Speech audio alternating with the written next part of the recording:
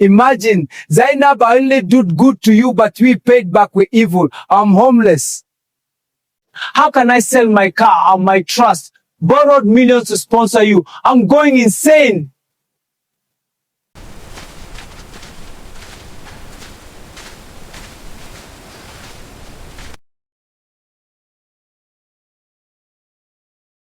The elders say, a river does not announce the flood on the first day of rain. It begins quietly, soaking the ground little by little. This story also begins that way.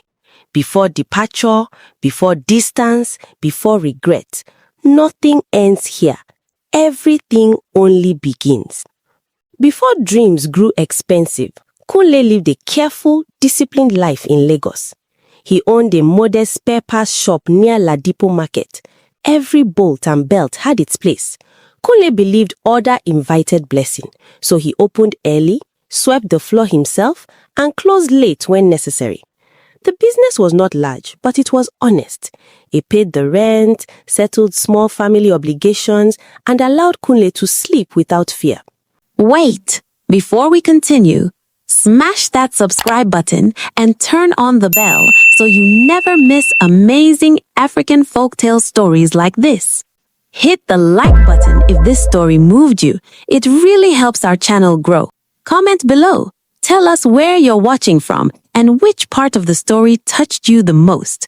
I want to see all your thoughts. And if you're craving more African folktales, check out the Bumped app on the Play Store. Hundreds of stories waiting for you. Okay, now let's get back to the story. At home, Zainab filled the room with ambition. She read constantly, spoke often about education, and believed Lagos was only a starting point, not a destination. While Kunle focused on stability, Zainab focused on growth. They balanced each other. Kunle admired her hunger. One afternoon, Zainab received an email that changed the air in the room. She read it silently, then again, then handed the phone to Kunle. It's an admission, a master's program, UK. Kunle read the words carefully. No one celebrated yet. That night, excitement wrestled with reality. They talked until midnight about opportunity, about future plans, about how this degree could change everything. But by morning, the conversation shifted. Kunle began writing things down. School fees, visa processing, flight tickets, accommodation, feeding, winter clothes. Every item carried a figure that felt heavier than the last. When Kunle finally converted the school fees alone, $15,000, he went quiet. Still, he did not say no. Instead, he said, let's see what can be done. From that day on, Kunle's life began to change in small, invisible ways. He extended his shop hours, he stopped personal spending, he began asking careful questions about loans and cooperative societies. He told Zainab very little, choosing calm words instead. Don't worry, he said, whenever she looked concerned. We'll handle it. Zainab trusted him. She had no reason not to. Kunle started with his savings. Years of discipline disappeared in one transfer. He watched the alert come in and felt both relief and fear.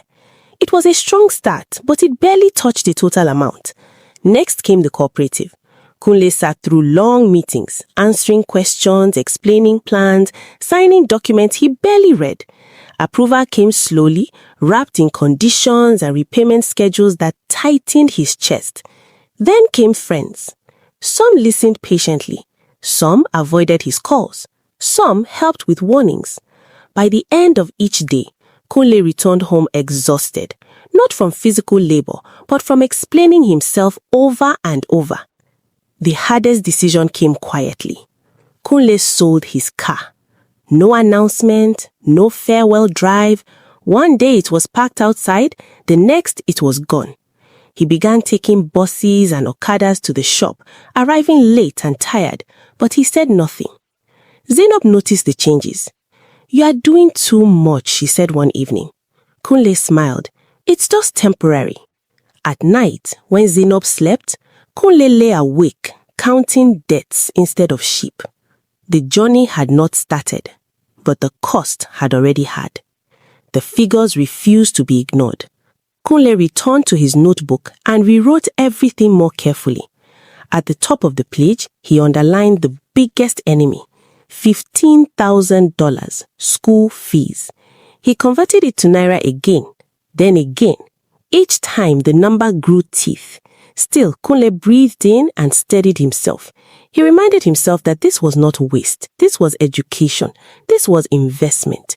He went to the bank early one morning, standing in line with traders and salary earners, all carrying their own burdens. When the teller confirmed the international transfer requirement, Kunle nodded as though he understood everything. Inside, his chest tightened. The first transfer was painful but possible. Savings and part of the cooperative loan covered a portion. The confirmation slip printed slowly, as if mocking him. Kunle folded it carefully and placed it inside his bag like something sacred. But the school did not wait. Deadlines approached. Emails arrived. Reminders followed. Kunle began visiting friends again, this time more directly. Some asked him to sit. Some asked too many questions. Some promised to help later. A few helped immediately. By the time the full $15,000 was finally paid, Kunle felt lighter and emptier.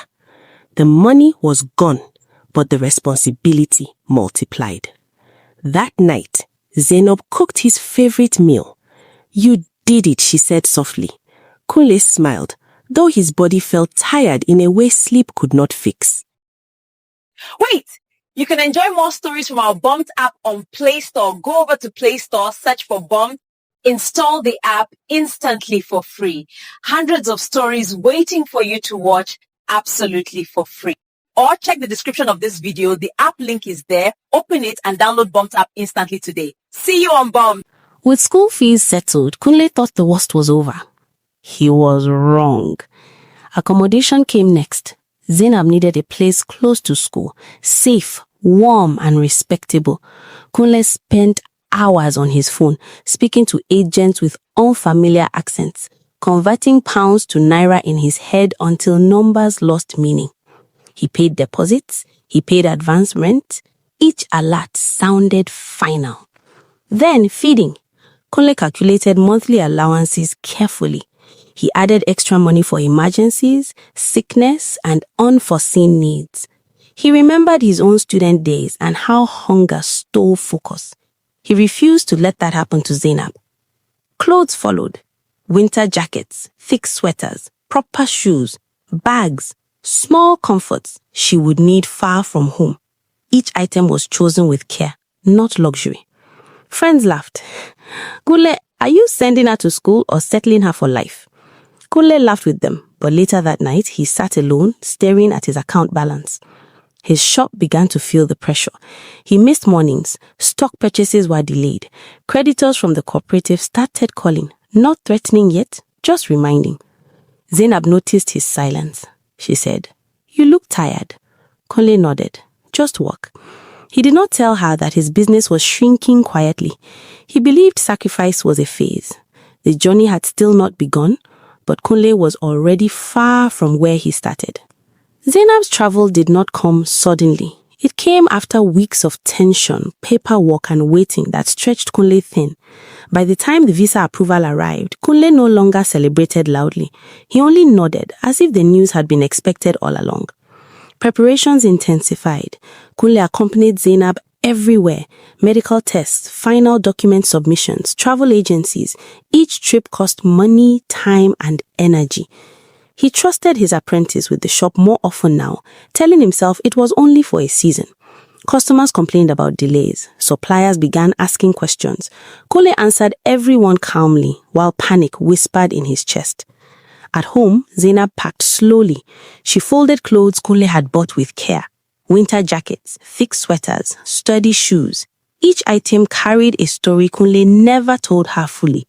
He watched silently as she arranged them, feeling pride and fear wrestling inside him. The night before the journey, sleep avoided the house. Zainab spoke about her hopes, how she would settle quickly, work part-time and ease the pressure. She promised Kunle that distance would not change them. Kunle listened.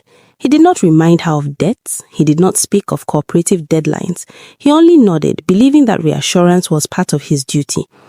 Morning came too fast. Lagos traffic tested their patience as usual. The city moved stubbornly, unaware that something important was happening inside Kunle's chest. When they finally reached the airport, Kunle felt strangely light, as though he had already spent all his strength. At the departure hall, Zainab hugged him tightly. She said, "I won't forget this." Kunle smiled. "Just focus." He watched as she joined the line, adjusting her jacket nervously. He remained standing long after she disappeared from sight, holding a bag that now felt empty. That evening, Kunle returned alone. He reopened his shop the next morning, swept the floor, and waited for customers who came slower than before. His phone remained close. When Zainab finally called to say she had arrived safely, Kunle closed his eyes in relief. The journey had begun. The debts remained, and Lagos suddenly felt very quiet. Zainab arrived in the United Kingdom with more hope than understanding. The cold met her immediately. It was not just the weather, it was the silence. Streets moved without noise. People minded their business. No shouting, no laughter spilling from neighbors' windows. The order felt strange, almost unfriendly. Her accommodation was clean but small. The heater hummed constantly, fighting the cold that crept into her bones. At night, she wrapped herself in thick blankets Kunle had bought, scrolling through her phone, staring at messages from home. Classes began quickly. Lectures were intense. Accents were unfamiliar. Expectations were high. Zainab struggled to keep up, spending long hours in the library, her eyes burning from reading. She called Kunle often at first. He listened patiently as she complained about the cold, the stress, and the loneliness. He encouraged her gently, reminding her why she came. "You'll settle," he said. "Just give it time." Zainab tried. She took a part-time job to reduce pressure, standing for hours, returning home exhausted. Sometimes she skipped meals to save money, unaware that Kunle was already stretching himself thin. Loneliness became her quiet companion. Lagos did not slow down because Zainab had left. Kunle reopened his shop every morning as usual, but things felt different. Customers noticed delays. Suppliers demanded payment faster. His apprentice made mistakes Kunle usually caught. Debts began to knock more loudly. The cooperative sent reminders. Friends he borrowed from began calling, not angrily, just cautiously. Kunle answered each call with calm assurance, even when his chest tightened.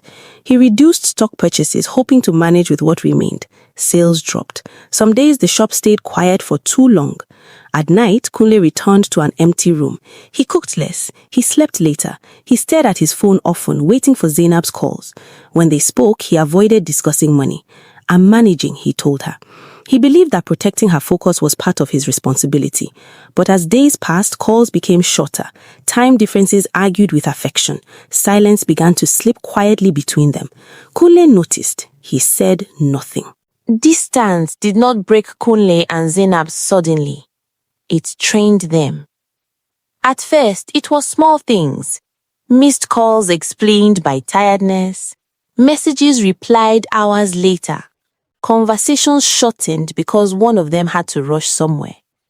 Zainab's days became crowded.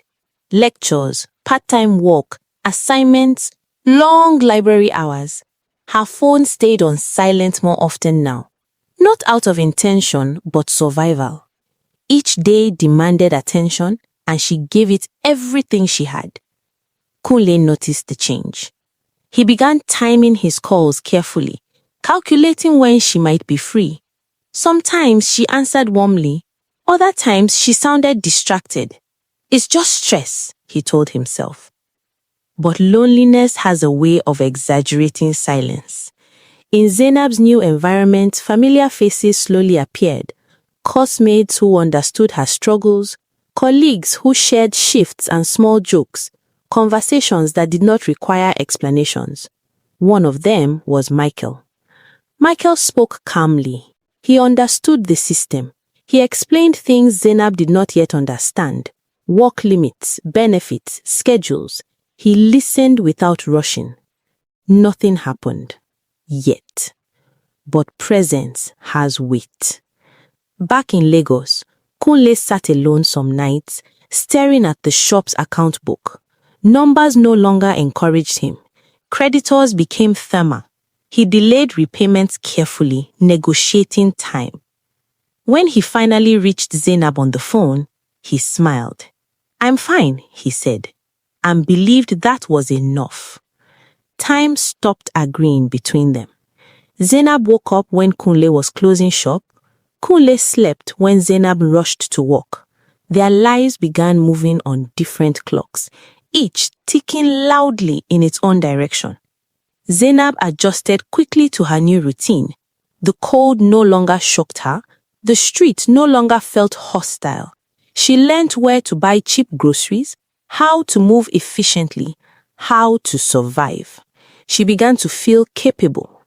With capability came confidence. Michael remained around, not forcefully, not dramatically, just consistently. He offered rides during heavy rain. He explained official letters. He reminded her of deadlines.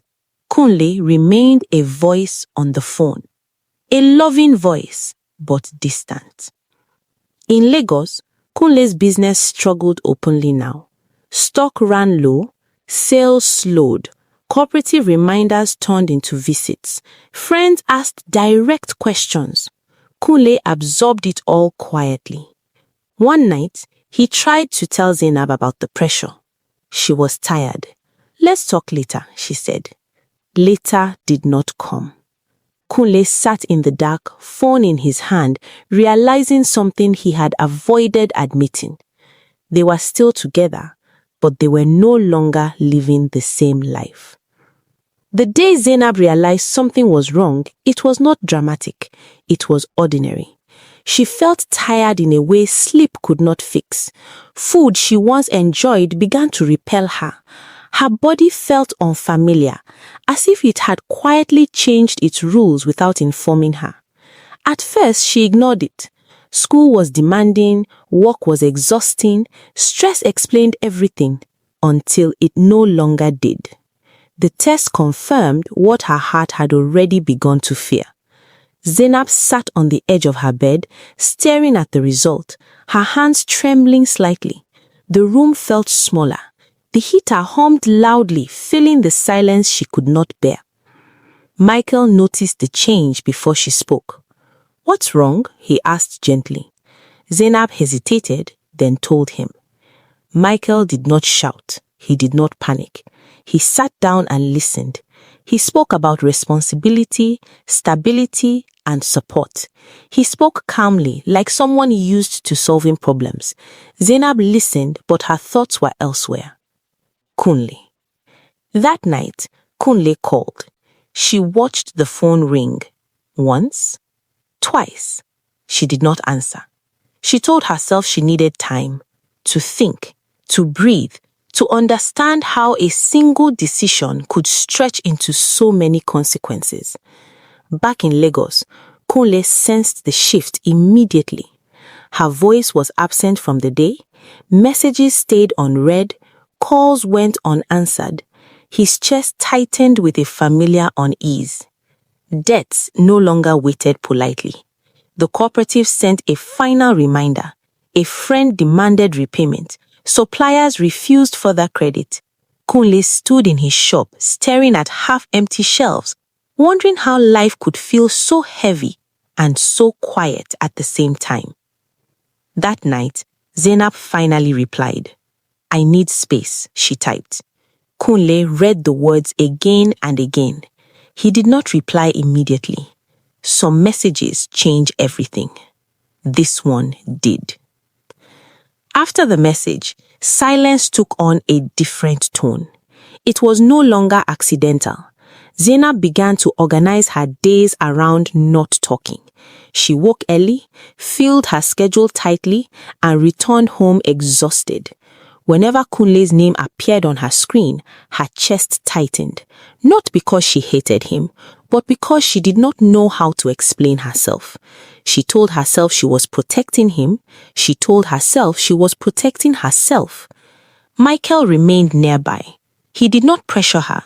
He just filled spaces, rides when it rained, meals when she forgot to eat, reminders when deadlines approached. His presence was steady, predictable, and increasingly difficult to ignore. Kunle became something else entirely. A reminder. In Lagos, Kunle tried patience first. He sent gentle messages. He left voice notes that carried reassurance more than questions. He avoided accusations. He believed love should not interrogate. But patience costs energy. As days passed, creditors stopped asking politely. One afternoon, a cooperative representative came to the shop and spoke openly in front of customers. Kunle felt exposed, humiliated, smaller than he had ever felt. That night, Kunle tried again. "Please," he typed, "just talk to me." Zainab read the message and placed the phone face down. She stared at the ceiling, tears sliding quietly into her hair. Her body felt heavy. Her thoughts raced. She was carrying a future that did not include honesty. Back in Lagos, Kunle sat alone in darkness, listening to the generator outside struggle to stay alive. For the first time since this journey began, he asked himself a question he had avoided. What if sacrifice is not enough? The thought frightened him. He slept poorly. Avoidance had become a sound, and both of them could hear it. So tell me, what lessons have you actually learned? I would really love to hear your comments in the comment section down below. And remember to support this channel. Please subscribe, like the video, comment, just say something. Even a word could literally mean a whole lot. So I want you to tell me, what lessons have you learned from this story? Trust me, these are situations that most people actually go through. I want to hear how you dealt with the situation that you were faced with. Trouble no longer knocked. It entered. The first blow came quietly, disguised as procedure. One morning, as Kunle was arranging the few spare parts left in his shop, two men arrived with documents. They spoke politely, using words like default, agreement, and non-compliance. Customers pretended not to listen, but everyone heard. The cooperative handed the matter to the bank. Kunle tried to explain. He begged for time. He showed records, made promises, offered partial payments. The men listened without emotion. By noon, the shop was sealed. Kunle stood outside, staring at the padlock that now decided his future. The signboard he once cleaned proudly hung crookedly, mocking him. People passed, some slowing down, some pretending not to recognize him. That evening, Kunle returned home defeated. The next blow followed quickly. Rent arrears had piled up silently. The landlord, tired of excuses, had already made arrangements. Kunle was given 2 days. 2 days to disappear. When the time came, Kunle packed what little remained. He carried his clothes in a nylon bag, locking a door he would never open again. By the third night, Kunle had no roof. He slept on a bench outside a closed shop, using cardboard as pillow. Hunger gnawed at him. Shame followed closely. Days turned into weeks. Kunle began wearing the same clothes repeatedly until they tore at the seams. His shoes cracked. His face hardened. Lagos swallowed him without apology. To survive, Kunle joined men he once avoided. He woke before dawn, searching dustbins and abandoned sites for condemned iron, bent rods, discarded metals, anything that could be sold by weight. His hands blistered, his back ached. The smell followed him everywhere. Sometimes he paused to watch buses pass, wondering how a man could fall so far while still breathing. At night, he avoided mirrors. Zainab still had not called. Kunle no longer checked his phone often. Power was rare, hope was rarer. The elders say, when a man loses his name, the ground teaches him silence.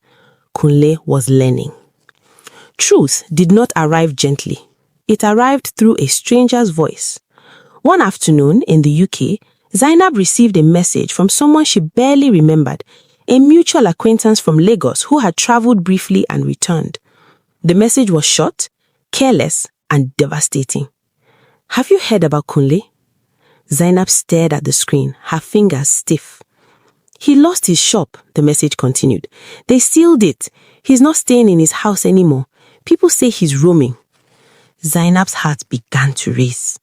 She replied immediately, asking questions she had avoided for months. The answers came slowly, each one heavier than the last. The bank, the eviction, the nights outside, the iron scraps. Zainab sat down. For the first time since the silence began, she felt the full weight of what she had stepped away from. She called Kunle. The phone rang. Once, twice. On the third attempt, the call connected. Kunle's voice was thin, unfamiliar. Hello? Zainab could not speak at first. When she finally did, the words came out broken. Where are you? Kunle paused. I'm around, he said. That was all. Zainab begged him to send his location. Kunle refused gently. He did not want to be found like that. He did not want pity to finish what poverty had started. That night, Zainab did not sleep. She remembered the car he sold, the clothes he bought, the transfers he made quietly. She remembered promises she had postponed answering. In Lagos, Kunle sat under a street light with other men whose names no longer mattered. He shared stale bread and water, listening to stories heavier than his own. When rain fell, they stood and waited. The next day, Zainab sent money. Kunle did not acknowledge it immediately. When he finally did, he sent one message. Thank you. No explanation, no accusation. Zainab felt the distance more sharply than ever. She wanted to return, but reality stood in the way.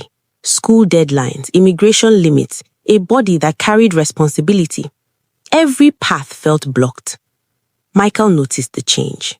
You should tell him the truth, he said quietly. Zainab nodded, knowing the words but fearing the moment. Back in Lagos, Kunle avoided mirrors and conversations alike.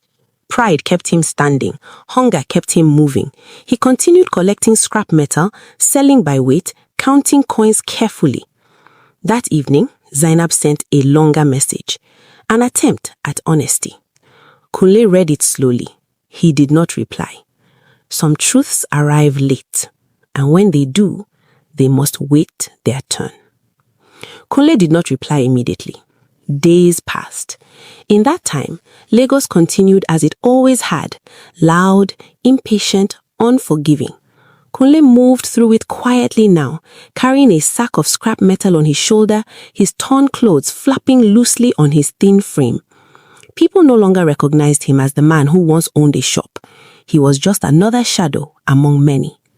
One evening, as rain threatened the sky, Kunle sat alone beneath a bridge, counting the little money he had made that day. His phone buzzed again. It was Zainab. This time, he answered. Her voice broke immediately. I know everything now, she said. I'm sorry. I should have listened. I should have stayed. I should have spoken. Kunle closed his eyes. He did not shout. He did not accuse. His voice, when it came, was tired but steady. I did what I believed was right, he said. I don't regret helping you, but some sacrifices leave scars people cannot see. Zainab cried openly. She spoke about fear, confusion, and the choices she made to survive. She spoke about the pregnancy and the life growing inside her. Kunle listened. When she finished, there was silence. Then Kunle spoke again. You must face your own path now, he said. As for me, I will rebuild, slowly, if God allows. There was no promise of reunion. There was no demand for return. Only truth. Weeks later, an elder who often watched Kunle sorting scrap metal called him aside. My son, the ground has taught you humility. Do not let it take your future too. With time, small help came from people who remembered who Kunle once was and who he still could be. A temporary shelter, a chance to assist in a workshop, honest work returned one small step at a time. Far away, Zainab carried her own burden, raising a child, living with the knowledge of what was lost and what could never be fully repaid. The elders say, when someone uses your back to cross a river, They may reach the other side, but the back remembers the weight. This is why sacrifices must never be forgotten, and this is why silence is never free. So tell me, what lessons have you actually learned? I would really love to hear your comments in the comment section down below. And remember to support this channel. Please subscribe, like the video, comment, just say something. Even a word could literally mean a whole lot. So I want you to tell me, what lessons have you learned from this story? Trust me, these are situations that most people actually go through. I want to hear how you dealt with the situation that you were faced with.